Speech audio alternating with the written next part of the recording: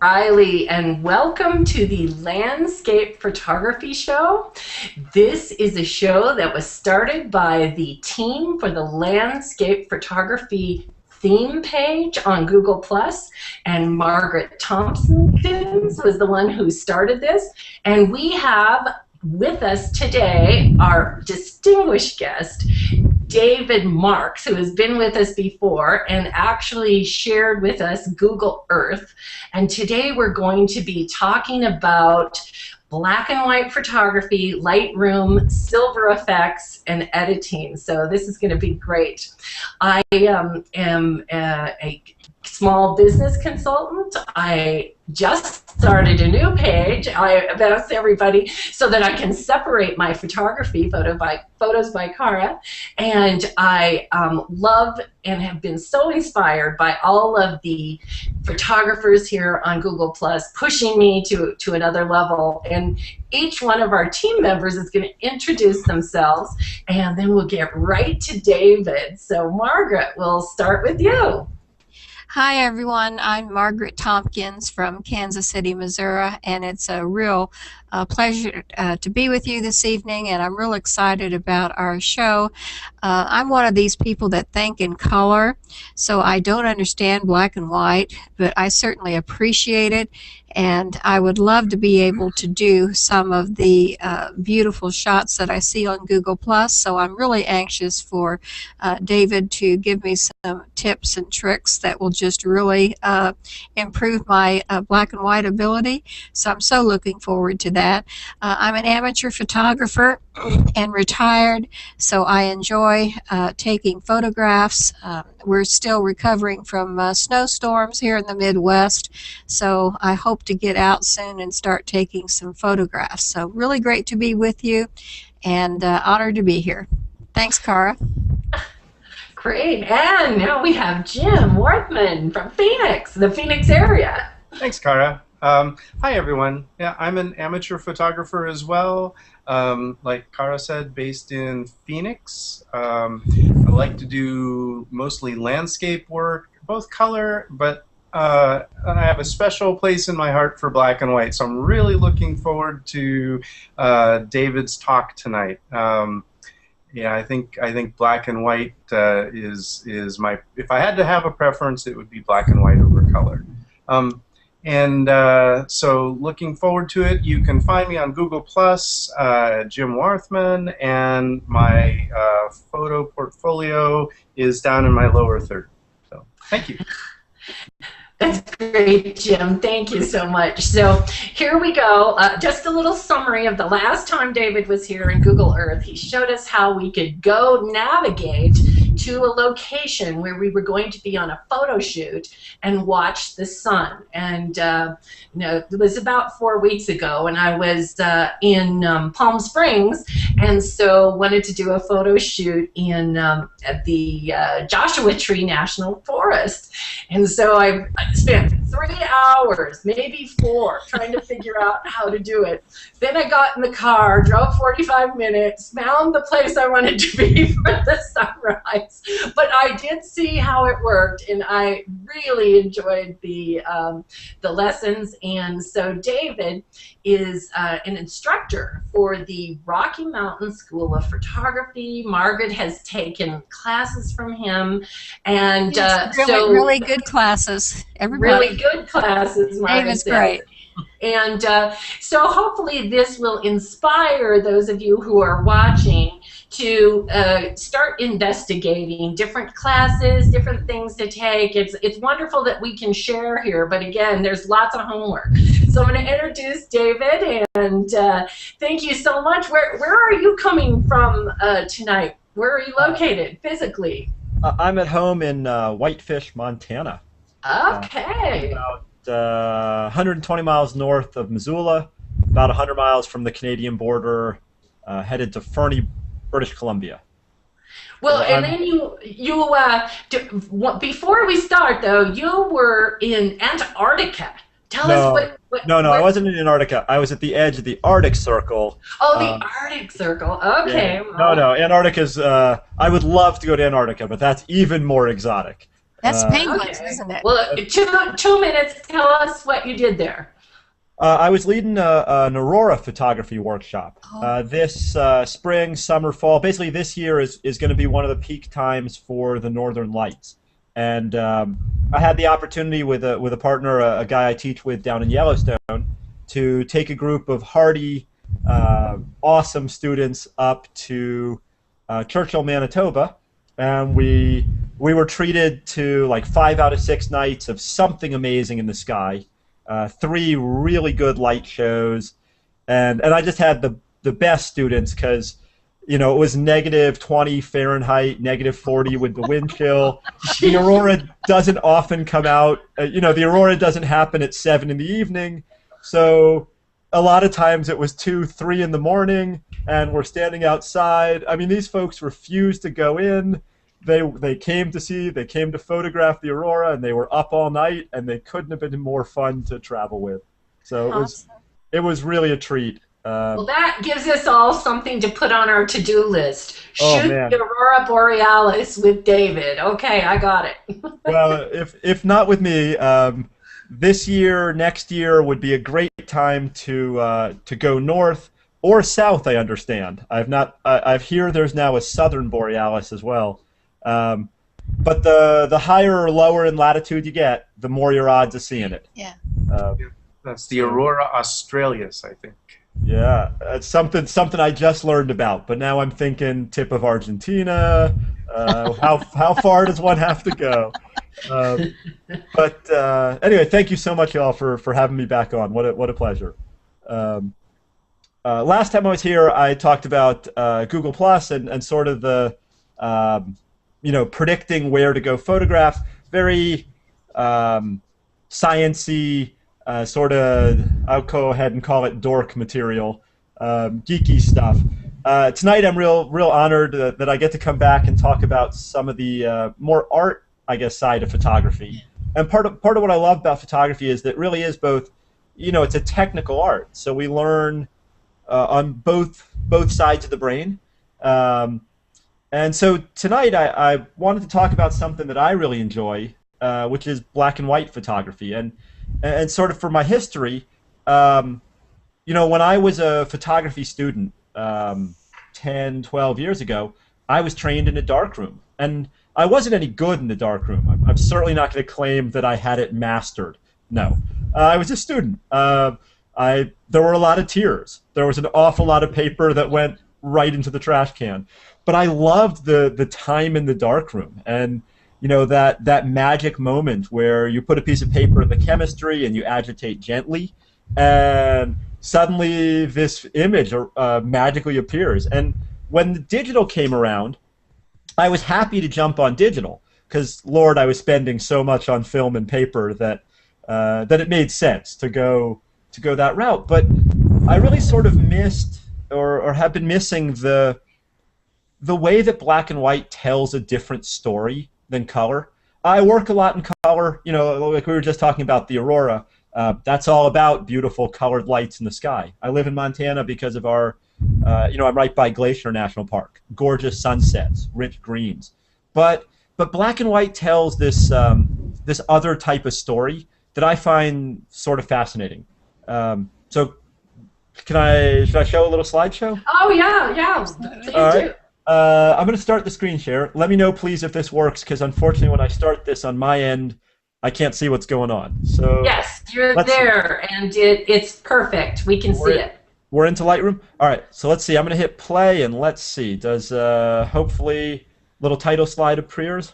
Yes. Black and white photography. Yes, it does. Awesome. So I like to use black and white photography, in my own work for a couple different things. I like it for portraiture, and here, weddings, people photos. It tells I think black and white makes it easier to tell a human story, an emotional story. There's a reason that photojournalists run around even today with the best of digital cameras, but choose to print in black and white. Now myself, I'm kind of an outdoor sports landscape guy. I love the way that black and white gives my adventure sports photos, like this one, a very different look than they would have in full color. Margaret, for you, I picked some Grand Canyon images. Good. Well, now we're still stuck on the black and white photography There it goes. title All right. page. Well, here, let's see if I never know if it's going to advance or not. Let's see if this will work. Now I think you have Grand Canyon. All right, but you missed some portraits. We missed your action shot. So here, let's see. Did you see this one? Yes, the portrait, wedding. Weddings. Wedding portrait. Been there, seen that, done that. Been Well, there. we just are now seeing it. All right. So some portraits. I guess I'll manually advance it. Portraits. Still on the first portrait. Still on the first one. The wedding one. Wedding one. Okay. Well, let's try it this way then. I'm never clear what will work on this Hangout. You're on this one? Yes. We're back to the wedding. Now we're a little girl. Awesome. Another wedding shot. Okay. A little girl wedding. Couple. Yep. Yes. Excellent. All right. Seems now, like a couple by the water and yes. mountain. Seems like manual advancing is the secret here. To keep it simple, I've got to learn this. Don't let it advance itself. The Google Hangout won't pick up on it. Oh, now here's the action shot. All right. Awesome. Awesome. Hopefully chairlifts in the snow. Yes. Awesome. Yes. So this is my favorite activity. You know, I live here in Montana for a reason. I love skiing. I love skiing around with my camera. And photos like this in full color, well, it's basically a gray sky, overcast, snowy day anyway. It makes sense to me to try and tell the story in black and white. That's almost the way my eye sees it. And what I'm saying is, you know, this is shot in full color. He's not wearing a white jacket. He's wearing a red jacket. But I love that in working with these as black and whites, that I can give them a very unique, very different look. You know, again, this was originally shot in full color, but processed into into a world of gray, grayscale. Let's see. Hopefully. Oh, would that be 40 Shades of Grey? No. Oh boy. Humor. Okay. Oh, I love this one. Yeah, and Margaret, I think that for folks who photograph the desert, Grand Canyon, Utah, you know, high noon is a very harsh, direct, hard light, and it's very hard to get rich color out of your rocks, your skies. You know, that desert light is so harsh that we hate to take our sunglasses off. But underneath that harsh light is beautiful shape, shadow, line, pattern, texture, stuff that black and white can express even when the color data, you know, without the color data. Is this Lee's Ferry? Was that other one there with the raft at Lee's Ferry? This is below Lee's Ferry. This is at the mouth of the Little Colorado and the main flow. But not, you know, a couple days from Lee's Ferry. That almost I've been swimming there. Yeah, a couple days downstream. That almost has an infrared look to it with the dark sky. Funny you should mention that, Jim. I was going to mention that I so love black and white photography that I had an old digital camera converted to shoot into the infrared part of the spectrum, so that it behaves more like black and white infrared film would than a traditional digital camera. And you can go the conversion route, which costs a couple $100, or you can buy a glass filter to screw over your lens. Both have their ups and downs, but I really love the way that the infrared response does stuff like this. It's the infrared response that's making this field of wheat glow almost paper white. Yep. And I loved black and white infrared film in the darkroom days. I was terrible at it. It's a miracle that any of those photos ever worked, because it's so complicated. You know, it's in the darkroom. It's a very temperamental substance. But with the digital camera, you can try it. If it doesn't work, you hit delete. You try it again. Doesn't work, you hit delete. And by the 4th, 5th, 10th try, hopefully you get to something like this. Hopefully you guys are seeing like a field of wheat. We are. Awesome. Again, this is totally the infrared response. It's the beyond the visible spectrum that the camera can pick up on. It's picking up on the photosynthesis process, the absorption. I can't remember if it's absorption or reflection of UV light in that field of wheat. So this is shot under pretty late afternoon hard light, hard shadows. High contrast light. I don't know that it would be a winner in full color.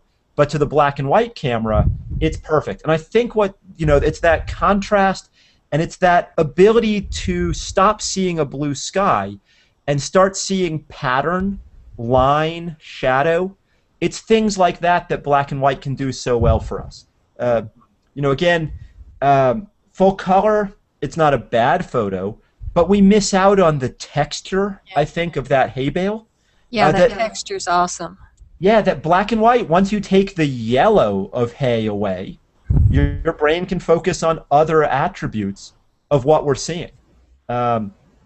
For vegetation, growing things, the infrared, it makes anything living and growing in direct sun glow almost paper white. And so one of the tricks that I've learned in shooting it is to try and find a mix of living and non-living. So like the barn in the lower left, the infrared effect doesn't change it at all. The barn absorbs no infrared radiation, no UV radiation. So it doesn't change. It's a dark red barn. It's a dark gray barn in black and white. But the trees glow. And so we get this real high contrast between the two. I find infrared is great for architecture, for travels, because one of the other things I love about it is it gives it sort of a timeless quality where we can't tell if these photos were shot today, 10 years ago, 50 years ago. That when we take away sort of the modern digital thing, like this could be an old photo or a new photo. It moves our sense of this had to have been shot recently. I feel like digital camera color photos, they're beautiful. I love my 5D Mark III. I love my color camera. But everything I shoot with it looks like modern digital. Where this could have been, I don't mean to claim it as a darkroom photo, but I hope it has more of a timeless feel. And I hope that fits, in this case, with the Great Smoky, the old Tennessee split rail fence, log cabins. When you're photographing old stuff, sometimes photographing old stuff but giving it the look of a new camera seems kind of odd to me. And the other thing that black and white does, or one of the things it can do, is it can sort of transport us to this otherworldly sort of dreamscape feel. This is a tree and some sort of vine that I saw in Hawaii. In full color, it's beautiful, but it looks like a dirt road and some trees that I can sort of put together. But in black and white, I feel like it has much more of a almost like a Land of Narnia fantasy feel, where I'm not as able to associate it with the world that I see every day.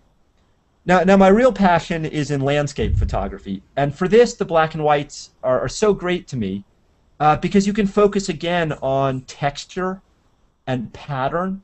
Rocks and desert grasses. In color, none of this stuff is all that vibrant. They're gray rocks. They're kind of dried up brown, very arid environment. But lose the color, and you can see the sort of contrast of living and not living, the pattern on the desert floor.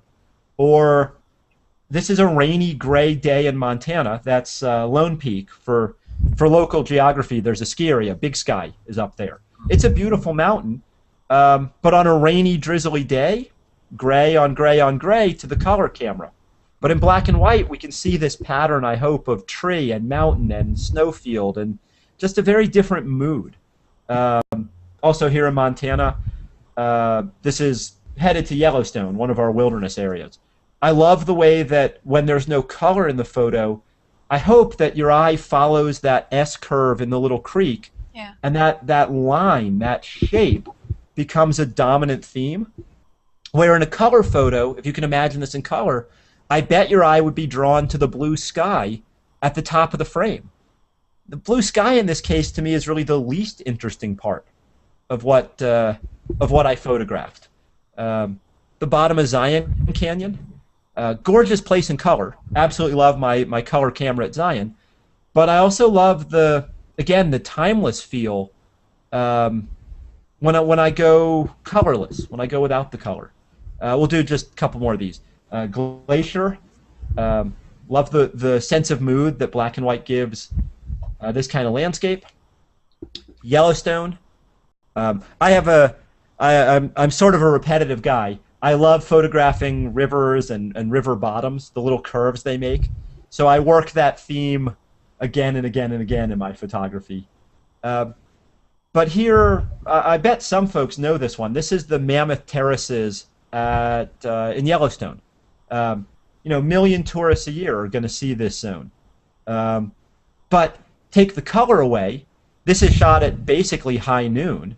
And I think I'm going to get a very different mood, a very different feeling out of my photo than the people who I'm standing shoulder to shoulder with on the main boardwalk.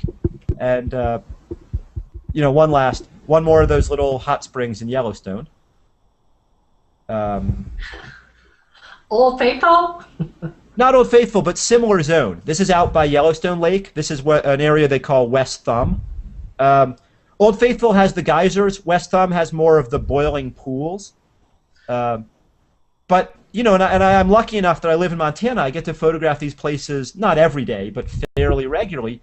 And every time I've gone to West Thumb, I've thought, or Old Faithful, this is such a surreal, otherworldly landscape. How do I make otherworldly photos?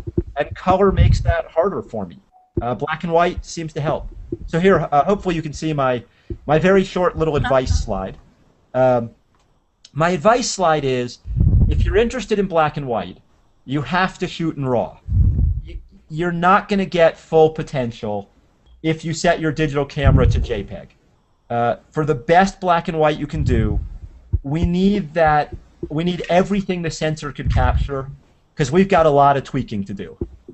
Then, when you're out there thinking with the camera, when you're out there working, think about line, shape, shadow, texture, emotion, because those are the things that black and white can express so well, that are different than what our color camera does. When I'm teaching classes on color, I talk about thinking, I teach my students to think about saturation and warm and cool color and how this color complements or counteracts that color.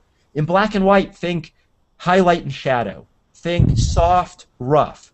Think line, curve. Because that's what you're going to get, hopefully going to get in your finished product.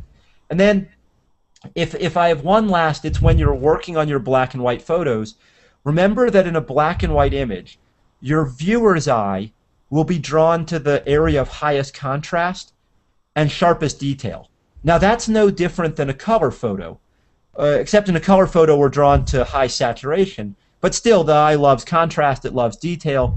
The difference here is when you go to work on these black and white photos, if you want the eye to go to, say, someone's face, that's got to be sharper, brighter. It's got to stand out in terms of its shade of gray, its contrast level. Let's see. Let me pop out of this if I can. Uh-oh. There we go.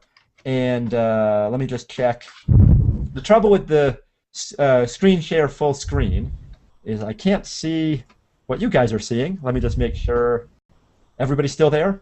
We're good? We're here. Awesome. Yes, and we see you now. Awesome. Questions?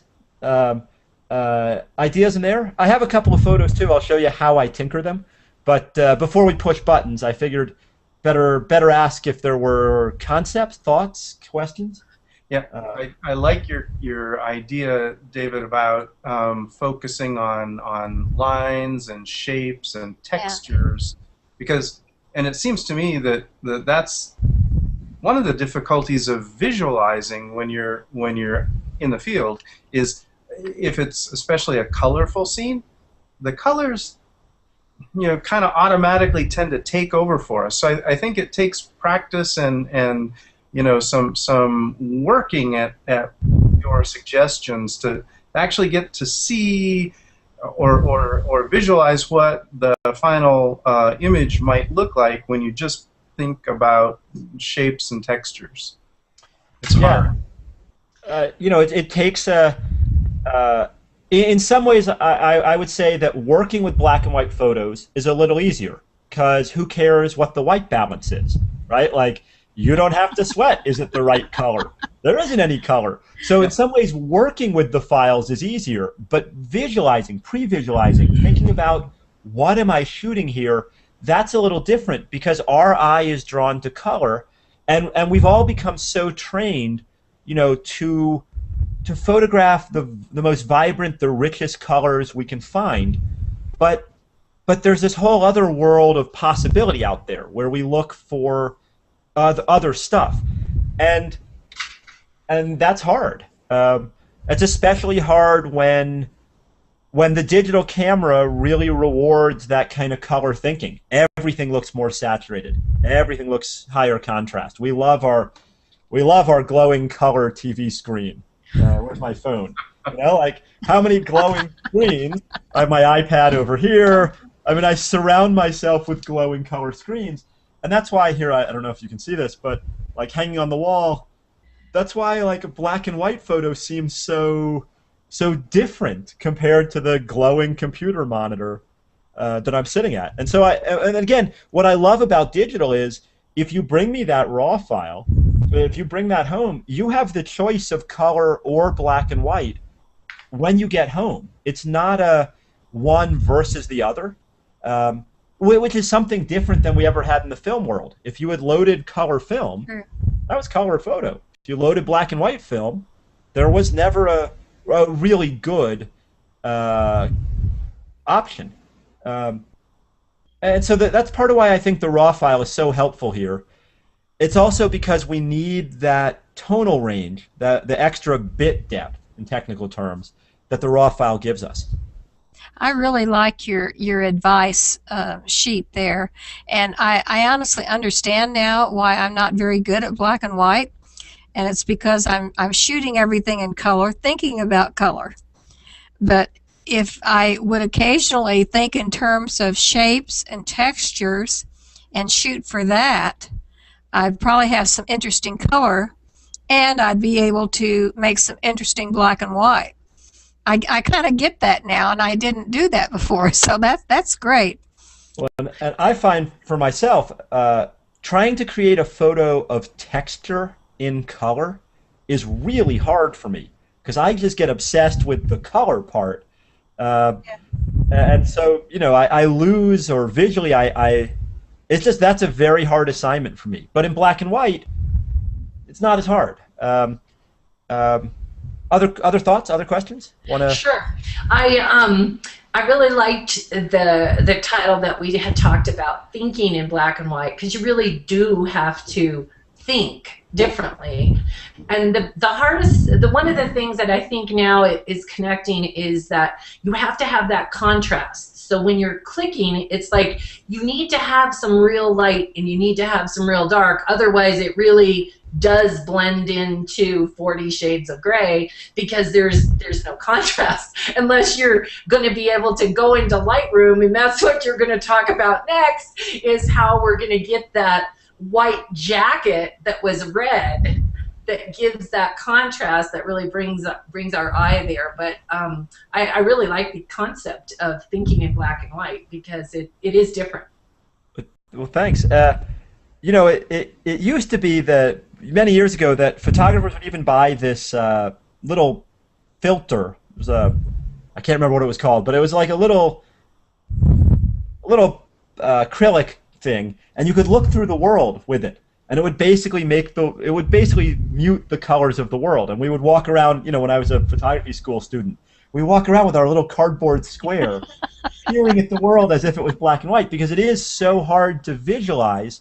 How will the room that I'm in, full of colorful things, look if the color drops away? Well, here, let me grab the screen share again, if that's okay. Yes, please. And I know when I've tried to demo Lightroom via Google Hangout in the past, that it can be hard to see what slider, what button. So please feel free to say, hey, which button are you pushing? Because that part often gets lost at the screen resolution. And let me jump over to Lightroom's Develop module. And for now, let's say I brought home a full color photo. Because this is what I'm used to, not the desert every day, but this is the sort of thing I would ordinarily go and photograph. And just to be sure, this is a raw file. It's shot with a regular old Canon, no fancy tricks here. 40th of a second, f6.3, ISO 200, the usual stuff. No tricks. Now, I'm used to bringing this file into whatever program, Lightroom, Photoshop, and then I'm used to making it probably brighter, higher contrast, and probably more saturated, something like that. And I like this photo that way. To me, that's a very pleasing full color photo. But that's not the only option that a photo like this gives us. There's more possibility if we take the color away. And there are two ways in Lightroom to take the color away. Option one, let's see if this will work. Option one is the, does it zoom in? Does it show it zooming in? Yes. Yeah. Awesome. So option one in most any program, Lightroom, Photoshop, iPhoto, whatever, is the saturation slider. Because that is the axis of color that controls whether something is neon or pastel or black and white. So if whatever program you have, if you pull your intensity of color down, you begin to go to pastel and then extremely muted. But when you get to zero saturation, 100% desaturated, you've entered the world of black and white. You're now at the world of gray. And a couple of things can show us this. One is the histogram in Lightroom. You'll notice that those color bars have all disappeared. Because when something has no intensity of color, when it has no saturation, it can have no color. When something is of zero strength, of red or green or blue, it's a gray. So at this point, by desaturating, I've entered the world of grayscale, of monochrome. And so now these controls for brightness, they really act on the tones of the photo, meaning this will take white tones whiter, this would take black tones blacker. So that's one method of getting to black and white, is simply to desaturate. And this is what the digital camera does. If you set it to monochrome or black and white JPEG mode, a lot of folks in their camera menus will have a black and white mode that only affects the JPEG file, but this is exactly what your camera did to you. It just desaturated. I mean, you know that most digital cameras, they're full color devices.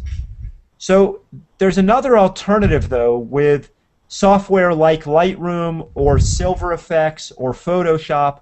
The other option is a more nuanced black and white conversion. And so let me see if this will zoom in again.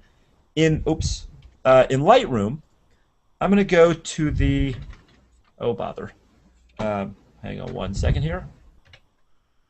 David, just to let you know, we're not seeing the controls other than zoom, but we don't see any of the develop controls. Thank you. Let's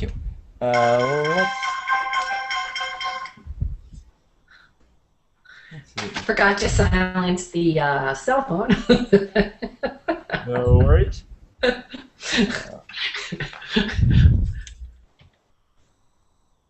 Put the note on the doorbell, hit the other phone. Hang on one second here. Now, why hasn't that changed?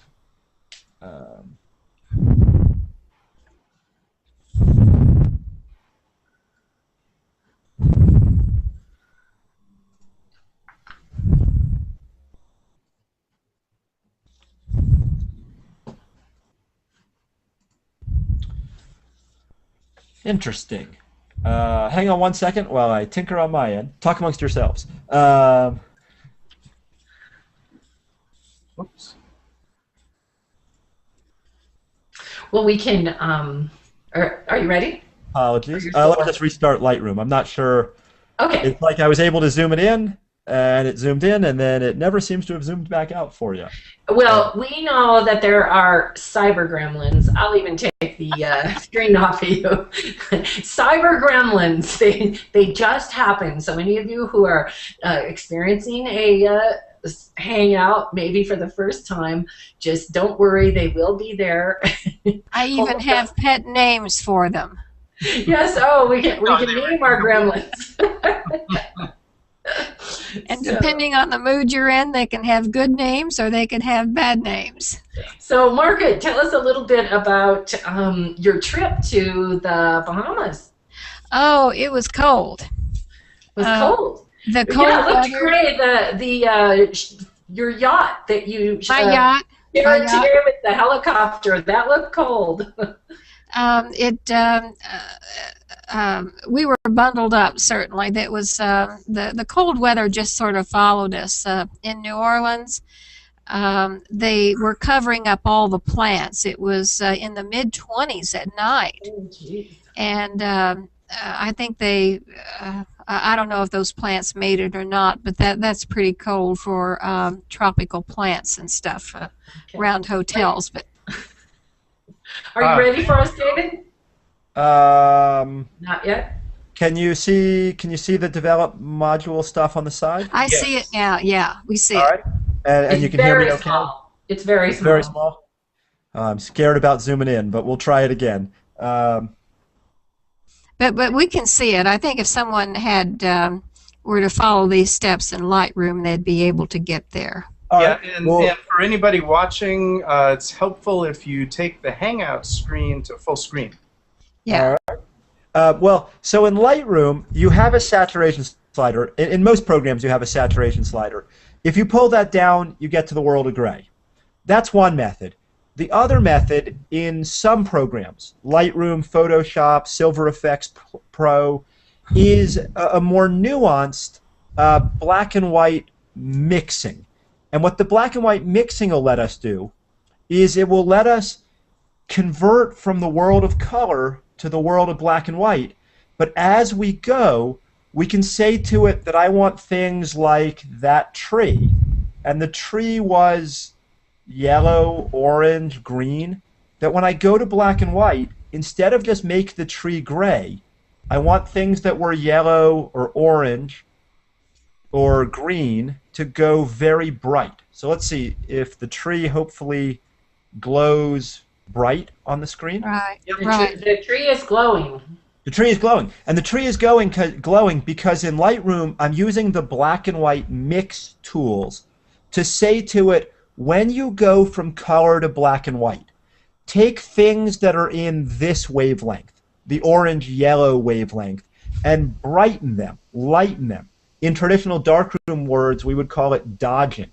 Right. Make them a lighter gray than they would ordinarily be. And so I can lighten or I can darken. I'll take the red wall, for example. I'll make the red wall, let me make the red wall brighter. Or I could make the red wall much, much darker as I convert from color to black and white. So instead of just, a straight take the color away and now we have gray on gray on gray, that's what desaturate does. By using the mixing tools, you can influence the conversion so that the values you're interested in, like here, say the tree, go light, and the values that are of less interest, the wall, go dark. And I've totally overdone it for demo purposes here. The wall is way too dark, but I bet there's a visual effect going on. The visual effect is your eye is drawn to the tree, and you can't look away from it. And the reason your eye is drawn to the tree is that's the point of highest contrast, where white and black bang up against each other. Where it's basically black on gray or black on black, there isn't that level of contrast, so to the human eye, there isn't that level of interest. So what's so neat about this is we can begin our conversion from the world of color, let me go back to the world of color, to the world of black and white, and we can sculpt and say, well, in my black and white, I'm going to want these things lighter and brighter, and I'm going to want these things a little darker. Now, I like to be a little gentle in the initial mix, but I like to get it headed in the right direction so that when I push the ordinary tonal controls in Lightroom and say make my highlights brighter, make my whites brighter, make my blacks darker, what I'm really doing here is adding more contrast to my photo. I'm pushing and pulling lights and darks away from medium gray. Let me give this guy some contrast. And so hopefully, with just a little bit of tinkering, I can get to what I hope will be a fairly pleasing black and white. Let's see if this will display basically full screen. Did that work? Yeah, Yes. nice. Yes. Yeah. To me, a fairly pleasing black and white. And here's our straight out of the camera, or here's our straight out of the camera color version. Oh boy. So here's the color version. This is not the straight out of the camera. This is the enhanced color. This is the black and white. Hopefully the screen will split, and we'll get them side by side. Yeah. Both tell. So to me, both tell a wonderfully different story. I like the color one for sure, but I also like the quiet of the black and white one. I like the way that in the black and white one, I can notice these lines in the rock down I was here. thinking exactly the same thing. I'm looking at the lines in the big rock face over there. That's The lines, the texture, the sandy feel. And again, I like the full color, but in the full color, all my eye sees is red and green. That's all I can see in the color one. I don't notice I don't pick up on the subtleties of that surface like I would here. Well, I think they're in the black and white. I want to go in that cave behind the tree because that line that goes behind the tree just draws my eye back there. Yeah. But I think in pictures, and I've already got a little guy back there, and a little gremlin person. Not a little guy. So it's just a skin.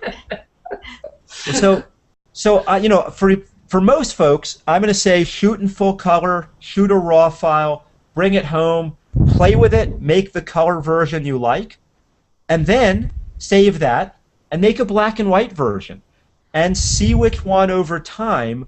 They're going to tell different stories, but see what story you find more captivating. Now, for me, I was saying I've gotten really obsessed with this black and white stuff, and I had this camera converted to work in infrared. So when I was showing the little slideshow, it seemed like folks liked this photo. I thought I would show you how it looks out of my black and white infrared camera. This is what, because I've sent the camera off and had them weld a special filter over the sensor so that what it brings home is not a color image anymore, but it's a pink, a reddish image.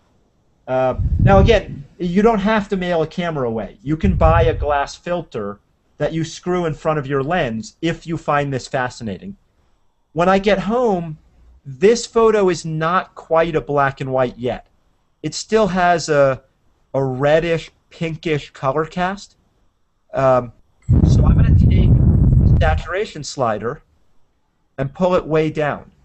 Now when I do that, it might have been real hard to see in the photo, but do you see in the histogram how there was still some red? right. Sure.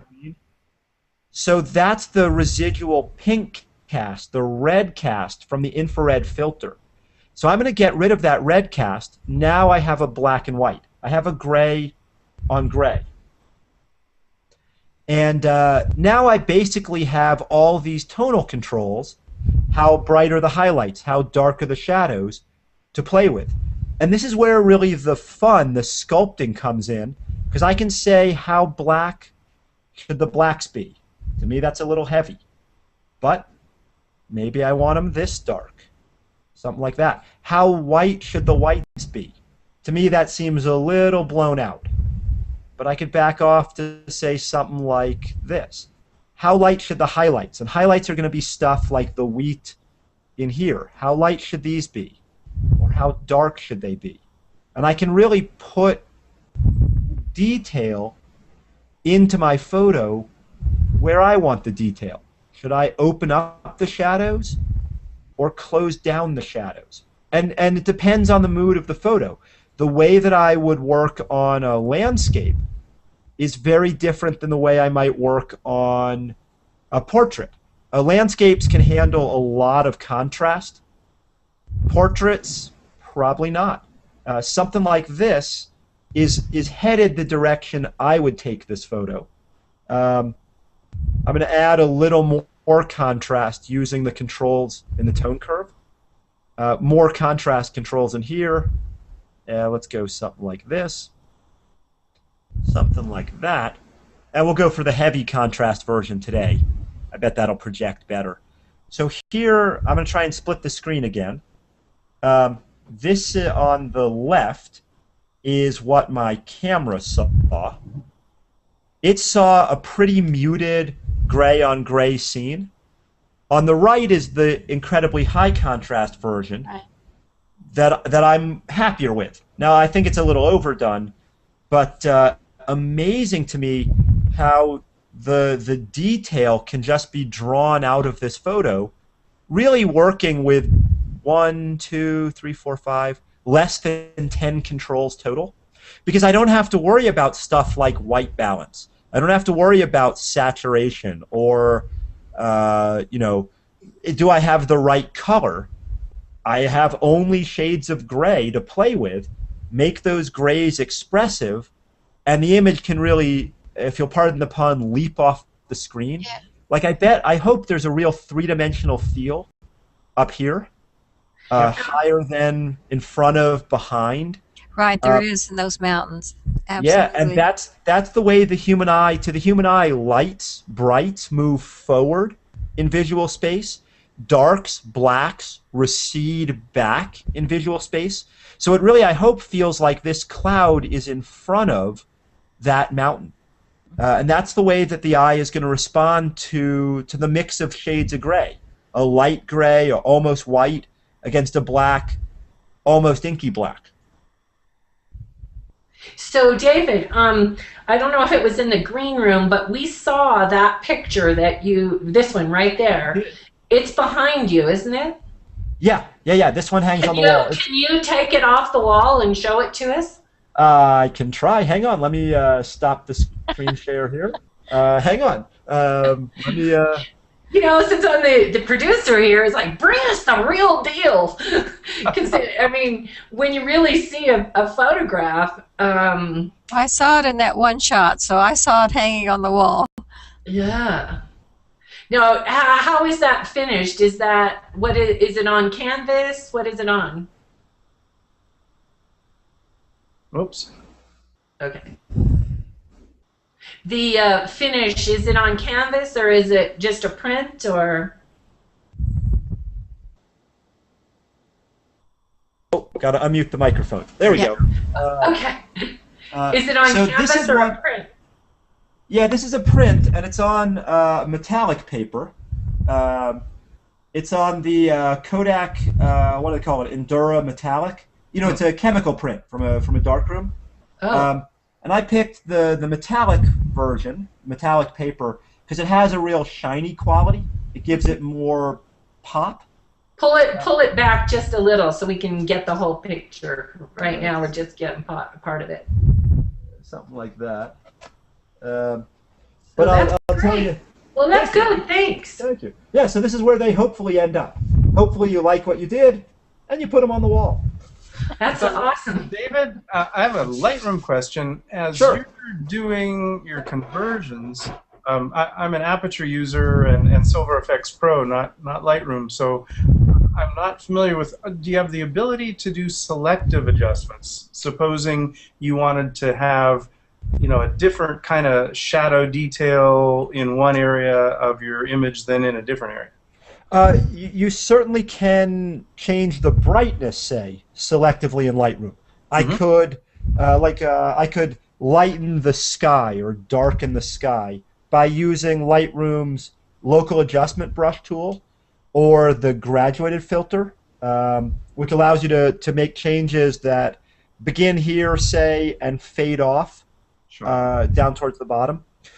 But if you're really interested in that kind of precision, I love Lightroom, but other software, Silver Effects Pro from Nick, Viveza, if we were working in color, or Photoshop, Elements, or the big program, they really give you more local control. Mm-hmm. Lightroom is good, but it's not the end-all, be-all of, I want to change this leaf on the tree. Okay. That's good. David, I have a question. Do you use this as kind of a pattern when working in Lightroom to reduce the saturation slider, and then you start playing with the highlights and the shadows, using the sliders on them?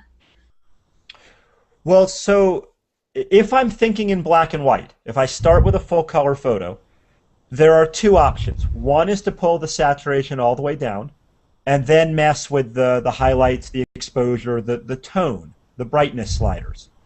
The other option is Lightroom's black and white conversion toolbox. It's down there by the HSL panel. It's about third on their list.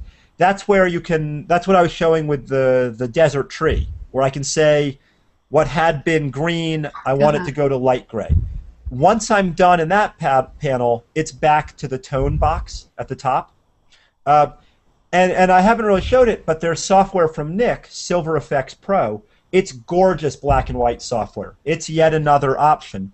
And I follow basically the same pattern in there. The buttons change. You know, their placement, their names change. But Nick has a whole bunch of sort of presets. And I go down through the presets and see if I find one I like. If I do, great.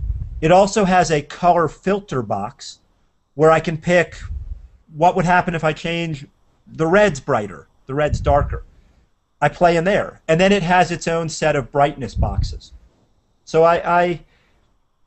this is a part where I experiment. And I experiment, and I experiment, and I experiment. And hopefully something I like comes along. Yeah.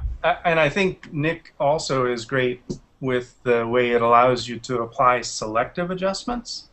So you can drop control points around and you know, kind of subtly adjust various portions of the image. And since we're talking a little about Nick, it's good to point out that yesterday Google announced a huge price reduction on their suite of photo plugins, including Silver Effects Pro. Here, I'm going to show one more photo just real quick from the slideshow back here just a second ago. One of the things I love in the Nick software is its toning. So this one has like a sort of sepia, a warm brown tone. And it has the little framing around it. Now Lightroom has these abilities to some degree, but I think that the Google Nick's toning and framing is just really, really elegant. So I often use it. I often use it for a little extra polish. Yeah. So and I great. like vignette on there as well. That almost looks like a really old postcard. Yeah. You know, with the little frame around it and the sepia tone. It just kind of looks straight out of like 1940. And yet it was shot with you know, the latest and greatest digital camera of 2010. Yeah. But the latest and greatest digital camera full color thing didn't give me the mood I wanted. It had the look of today, and I thought, well, this is a photo that timeless, could be from the 1950s, will help. So the color's got to go. Yeah. Okay. Well, boy, this has just been so enlightening. David, thank you so much. No, we need a word. That's like for color, something for black and white. I know. I just like that, thinking in black and white. You know, that's just so. I mean, it's thinking right and wrong. You know, kind of. But anyway, it was just delightful. Thank you so much for coming back to share. And we're at our point in the show where we recommend certain photographers to follow or circle on Google+. So each one of us will have one to share, and we'll go through here. And then we'll remind everybody before we do that that our next show, we do this every other week, is April 9th. And we will have a really interesting guest. Her name is Terry Verbickus, and she is going to talk about stock photography and how photographers can start getting some cash flow with their photos. So I think people will really be interested in hearing about that. And it will be at 7 p.m. Pacific Daylight Time. That's 10 p.m. for you on the East Coast and really late for those of you in Europe.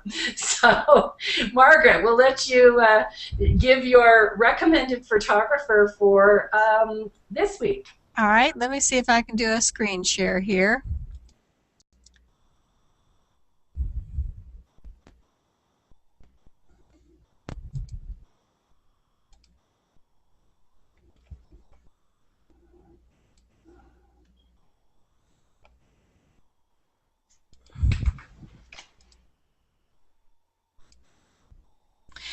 My recommended photographer is Summit Sen, S-E-N, and this little critter is one of his captures, and it was just voted one of the top photographs here recently. Summit does a wide range of wildlife and nature photography, and he is just the nicest person to boot. So for the few people in the world who have not yet discovered Summit Sen, please follow him. He's a delightful person, a wonderful contributor and supporter of G+, and certainly one of the finest photographers that is on Google+. So he's a huge asset for all of us, and I just love his work. Well, thank you, Margaret. So come over here and I'll share my screen with you. And it's interesting that this is in the black and white, and it was just a photo that was posted by Hideki Onoyama, and he is in Asia and just posts the most amazing black and white photos. Hundreds of people comment on them, and so if you haven't met him, we'll be posting in the landscape photography all of the links to our recommended photographers. So now we'll go over here to Jim. All right, a screen share. So I'm going to recommend, and I'll see how I do on the name, Henggi Kanjoro. He was born and lives in Indonesia, but he did spend time at Brooks Institute in California, got a degree from Brooks. His work is almost exclusively black and white, and he has a very distinctive style. I would call it atmospheric, but just wonderful work. He has quite a number of followers on Google+. But I would highly encourage you, if you enjoy black and white, go take a look at his work, and as Kara said, we'll have a link in the show notes. Okay. So thank you, Jim. Now, David. Well, I went looking for some of the black and white photographers who I think do the most inspiring work. And unfortunately, a lot of the ones I really wanted to find aren't on Google+ yet. So I'm going to mention a name that I can't show you on Google+, but James Knockway. He's a photojournalist. His are the photos of famine in Ethiopia, war, Rwanda, genocide. I mean, they're photos of things you don't want to see, but they are incredible. And he uses black and white on purpose because it hits that emotional level. But I can't show you to him on Google+ because he isn't here yet. So I picked Gregory Colbert, whose work, let's see if I can share the screen here. His work falls into that other side, into the sort of world of dreams. His project that he's been working on for many years is called Ashes and Snow, and it's this fascinating merger of animals, like elephants and people. Let's see if you guys can see that one. Oh, you went back to you. You need to click screen share again. That's apologies. Okay. It's those gremlins. You know, they just run around. There we go. There we go. You got it now. I don't know if you can see it. It's like a little boy reading a storybook to an elephant that's lying down, and it's all in black and white, and it's been toned, and it's just his photos are things that my imagination runs wild on. So I thought it was fitting for tonight's theme. Nice. Absolutely. Wonderful. Thank you. Well, thank you so much, everyone. We hope you've enjoyed our landscape photography show. And again, we invite you back on April 9th at 7 p.m. Eastern or 7 p.m. Pacific Daylight Time. And Terry Verbickus will be talking about how to make your photos pay in stock photography. So you all have a great weekend, and we will see you on the 9th.